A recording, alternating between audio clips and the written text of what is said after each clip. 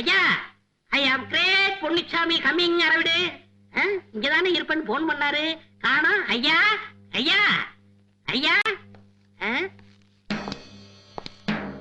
என்ன இன்ஸ்பெக்டர் வரா?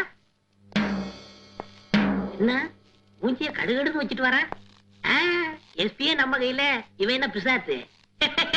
வாமா வா. என்ன உங்க எஸ்பி சவிக்கமா இருக்காரா? தெரியுமா? தெரியும் மாவா. நாங்க ரெண்டு பேரும் இப்படிக்கு இப்படி ஒரே பாட்டில் ஒரே படுக்கை. அதை விடு, ரொம்ப நாளா இன்ஸ்பெக்டராவே இருக்கேன்.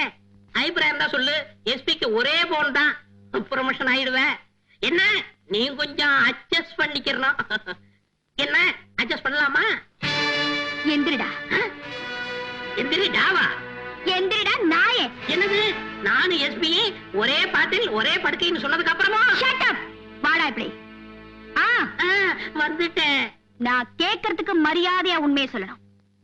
காட்டுல இருந்து மைனாங்கிற பொண்ணை அழைச்சிட்டு வந்தல்ல? நானா? நீ மட்டும் இல்லடா, இன்னொருத்தனும் உன் கூட வந்தான். நீ யார் யாரையோ நினைச்சுக்கிட்டு என்கிட்ட பேசிக்கிட்டு இருக்க. எனக்கு நிறைய வேலை இருக்கு. எனக்கு மைனாவும் தெரியாது, நைனாவும் தெரியாது. இப்ப உண்மையை சொல்ல போறியா இல்லையா? என்னது, நானும் பாத்துக்கிட்டு இருக்கேன், நீ எதையோ பேசிட்டு போற. நான் ஆணையிட்டால் உன்னை தண்ணி இல்லாத காட்டுக்கு மாத்தி விடுவேன். ஐயோ அம்மா, ஐயோ நான் தான் காட்டுக்கு போனேன். என் கூட வந்தது ராஜாங்க தான். நாங்க ரெண்டு பேரும் தான் மைனா கூட்டிட்டு வந்தோம். எதுக்காக கூட்டிட்டு வந்த? வந்து வந்து சொல்ல போறியா இல்லையா? சொல்லிடுறோம்மா, வெளிநாட்டு ஏற்றுமதிக்காக. இப்ப என்ன நடந்திருக்கு தெரியுமா? என்னம்மா? நீ மட்டும் போய் மைனாவை அழைச்சிட்டு வந்து கொலை பண்ணிட்ட அப்படின்னு ராஜாங்கம் எஸ்பி கிட்ட ரிப்போர்ட் பண்ணிருக்காரு. உன்னை அரெஸ்ட் பண்ண சொல்லி எஸ்பி எனக்கு ஆர்டர் போட்டுருக்காரு. வா ஸ்டேஷனுக்கு. வர்றோம்மா. அங்க வந்து ராஜாங்கம் தான் நடிகை நந்தினியை கொலை பண்ணனா, அவனை அந்த எஸ்பி தான் காப்பாத்திக்கிட்டு இருக்காருன்னு எல்லாருக்கும் முன்னாடி போட்டு உடைச்சிட மாட்டேன். இது அப்படியே வந்து கோர்ட்ல சொல்வியா? சட்ட சபையிலே சொல்லுவோம்மா. சரி, உன்னை அப்ரூவரா வச்சு கேஸ் நடத்தி காப்பாத்தி விட்டுறேன். அதை செய்யுங்கம்மா. மைனாவை கொண்டு வந்து எங்க விட்டீங்க? வேளாங்கண்ணி ரோட்ல பொய் இருக்கிறான்னு இருக்கலாமா, அங்க இருக்கிற ராஜாங்க பங்களாவை விட்டோம். சரி, இங்கே இரு வரேன். அம்மா, புரோக்கர் சொல்றது 100% உண்மை. நந்தினியை கொலை செஞ்சது ராஜாங்கம் தான். அவளை சுட்டு கொண்ட துப்பாக்கி இப்ப என்கிட்ட இருக்கு. அது எப்படி உங்ககிட்ட வந்தது?